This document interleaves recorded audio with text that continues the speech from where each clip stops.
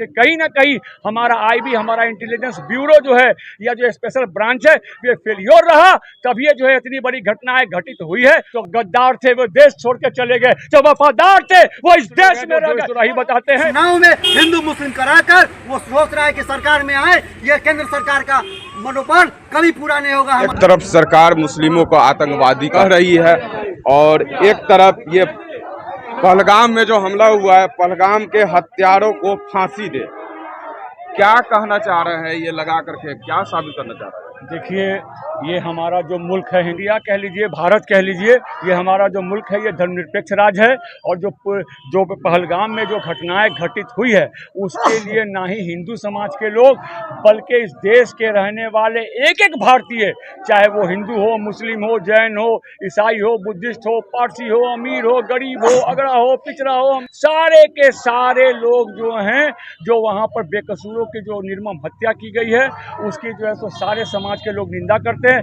हम मुस्लिम समाज के लोग भी निंदा करते हैं। आज हम लोगों का जो वक्फ बचाओ, संविधान बचाओ संयुक्त मंच के बैनर तले और मुजफ्फरपुर मिल्लत कमेटी के ज़ेरे एहतमाम जो एक बहुत बड़ा विशाल जो है सो आज खामोश जुलूस जो मुजफ्फरपुर की धरती पर निकाला गया, उसमें हम लोगों के 2 दर्जन से अधिक बैनरों में जो ये पहलगाम में जो घटना घटित हुई है उसकी हम लोगों ने निंदा की है। और आज इस बैनर के मामले से भी हम क्या कहते हैं, भारत सरकार से ये मांग करते हैं कि कहीं ना कहीं हमारा आईबी, हमारा इंटेलिजेंस ब्यूरो जो है या जो स्पेशल ब्रांच है ये फेलियर रहा, तभी ये जो है इतनी बड़ी घटनाएं घटित हुई है। और सबसे बड़ी बात तो ये है कि जब अगर सीमा पार से कोई आतंकवादी अगर हमारे देश में घुस गया और घटना घटने के बाद भी अभी तक के वो पकड़ा नहीं गया है, ये हम लोगों के लिए शर्म की बात है। और हम लोग पाकिस्तान की निंदा करते हैं कि पिछले 30 सालों से पाकिस्तान सरकार हमारे देश के अंदर जो है आतंकवादी गतिविधियों को बढ़ावा दे रहा है और इस देश के मुसलमानों को बदनाम कर रहा है।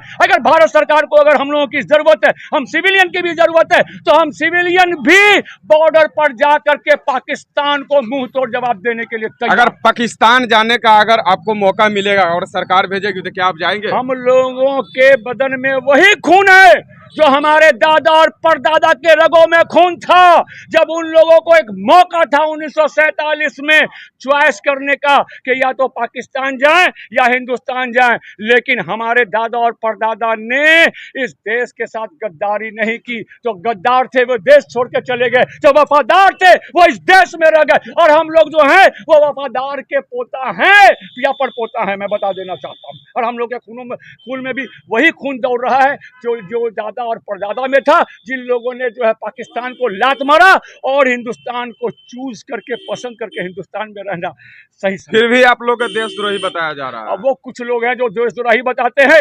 22 अप्रैल को दंगला देने वाला एक इतिहास में अब तक ऐसा कभी नहीं हुआ। ये घटना जम्मू कश्मीर के पहलगाम का है, जो कि एक बड़ा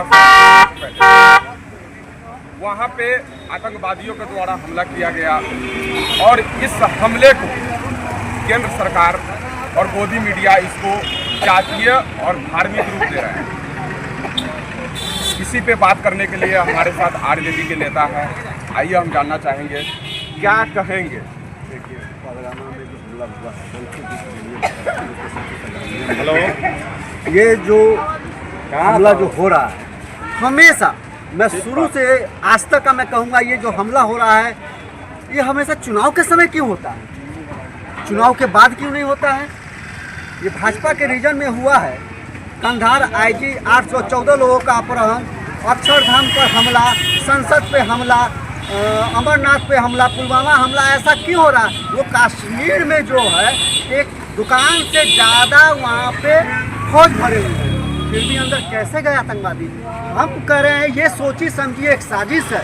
इस भारत देश में सबसे बड़ा आतंकवादी है तो वो नरेंद्र मोदी है कि अपने ही देश में दलितों के साथ अनहेर हो रहा है और ये केंद्र सरकार उस पर ध्यान नहीं दे रही है। अगर ये इसलिए मैं कह रहा हूँ आतंकवादी नरेंद्र मोदी है कि अपने देश में हमारे पूर्वजों का इतिहास गुमराह कर रहा है। ये फूलन ज्योतिबा फुले के ऊपर फिल्म भी आ रहा है, वो लॉन्च नहीं होने दे रहा है। रिलीज हो गया, हो गया, लेकिन इसमें कितना संघर्ष करना पड़ा हम लोगों को। उसमें कहीं ना कहीं इतिहास को दबाने का काम कर रहा है। ये नरेंद्र मोदी हमारे हिंदुस्तान में, हमारे भारत देश में ये आपस में हिंदू मुस्लिम को लड़ाने का, कोई आतंकवादी अगर देश में आता है वो पूछकर वार नहीं करता है, वो अपने मकसद से आता है और एक बार गोली जब चलाता है तो मरने वाला कोई हिंदू और मुस्लिम नहीं होता है। ये कहीं ना कहीं इस चुनाव में हिंदू मुस्लिम कराकर वो सोच रहा है कि सरकार में आए। ये केंद्र सरकार का मनोबल कभी पूरा नहीं होगा। हमारा भारत देश आज़ाद है और आज़ाद रहेगा। अब भारत सरकार के विरोध में बोल रहे हैं, वो ट्विटर अकाउंट बंद कर दिए, वीजा बंद कर दिए, सिंधु घाटी नदी सारा कुछ तो करिए रहे। एक फॉर्मेलिटी है, ये जितना भी एक फॉर्मेलिटी है, ये हमारे दलित समाजों के बीच में एक दिमाग में घुसाना चाह रहे हैं कि मुसलमान दुश्मन है। मैं बता देना चाहता हूँ कि इस देश में बाबा साहब भीमराव अंबेडकर को भी पहला चुनाव हराने का काम किए थे यही हिंदू लोग। दूसरा चुनाव मुस्लिम समाज के लोग जिताए थे, जब जाके 1952 में संविधान लागू हुआ तब हम लोग मजबूत हुए। सावित्रीबाई फुले जब प्रथम महिला शिक्षक बने तो उस देश में पहला स्कूल किस जमीन पे खुला? मुस्लिम जमीन दिए थे, वो शेख फातमी जी का जमीन था।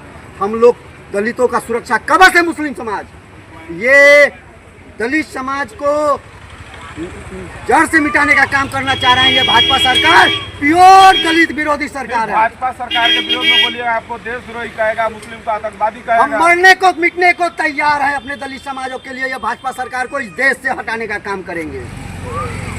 कैसे कीजिएगा? आजाद देश में वोट गिराने का अधिकार दिए ना बाबा साहब ने, ये वोट जरूर गिराएंगे। मैं गोली नहीं चलाऊंगा, लेकिन मैं कह रहा हूँ अपना ही भारत देश में सबसे बड़ा आतंकवादी है तो नरेंद्र मोदी। अपना ही देश में दलितों के साथ जो अन्याय हो रहा है, दिल्ली यूपी में जाइए, आज के डेट में मैं बता देना चाहता हूँ, किसी थाना में जाइएगा आपको जाति प्रमाण पत्र देना होगा किसी FIR के लिए, और उसके बावजूद भी FIR नहीं होता है।